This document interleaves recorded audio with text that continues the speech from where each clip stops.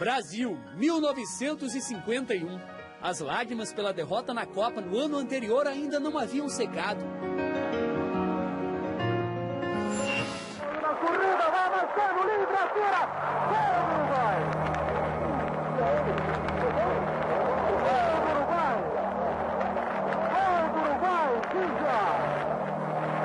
do Uruguai! Para realimentar a paixão do torcedor pelo futebol, a Confederação Brasileira de Desportos promoveu um torneio internacional, que apesar de ter duas sedes, Rio de Janeiro e São Paulo, levou o nome de Copa Rio.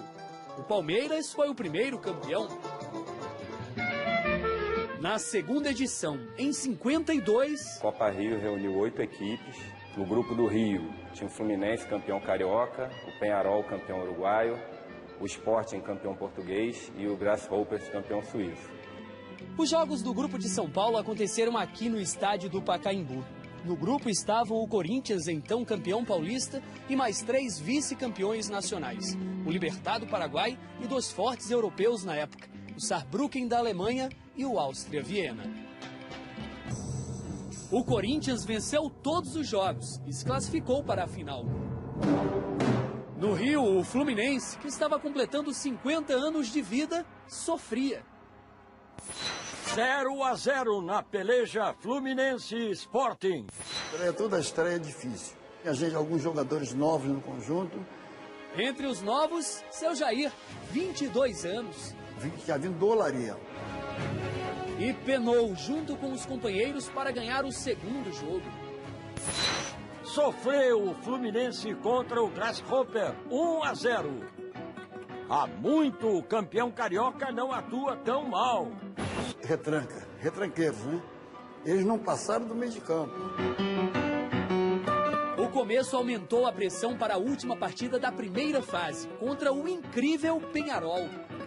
5 jogadores em campo que haviam conquistado a Copa do Mundo 50. Entre eles o Didia e o Schiaffino, que foram justamente os 2 jogadores que fizeram os gols da final da Copa. E 2 personagens marcantes desses 2 duelos, do Brasil e Uruguai em 50, Fluminense e Peñarol em 52, foram o Bigode, lateral esquerdo do Fluminense, e o Didia, ponta direita uruguaio. Em 1950 o Bigode foi muito criticado. Com a camisa do Fluminense ele foi à forra, ele botou o Didia no bolso. Mais feliz que todos os outros companheiros, Bigode toma seu banho depois do espetacular triunfo. O time de Bigode, do jovem promissor Tele Santana, do craque Didi, venceu por 3-0. O Fluminense da Copa Rio tinha 5 jogadores que já haviam defendido a seleção brasileira. Mas foi um anônimo, em meio a tantos nomes consagrados, o personagem daquela conquista. O dono dessas chuteiras.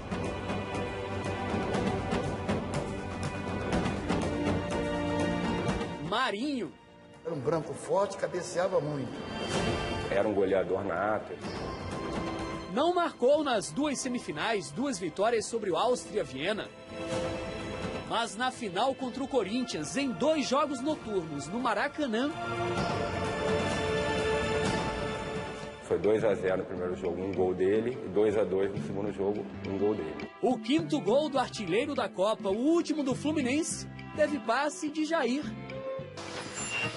Aos 26 minutos, Jair cruza sobre o gol onde está Marinho. O atacante fulmina. Fluminense campeão. Não esperava nunca ter sido campeão mundial. Para comemorar, laranja no vestiário. Depois... eu fiz a festa com a minha família. Um barzinho, uma cervejinha. Não foi com laranja. Não, aí não. Jair Santana. O último homem vivo daquele inesquecível Fluminense de 1952.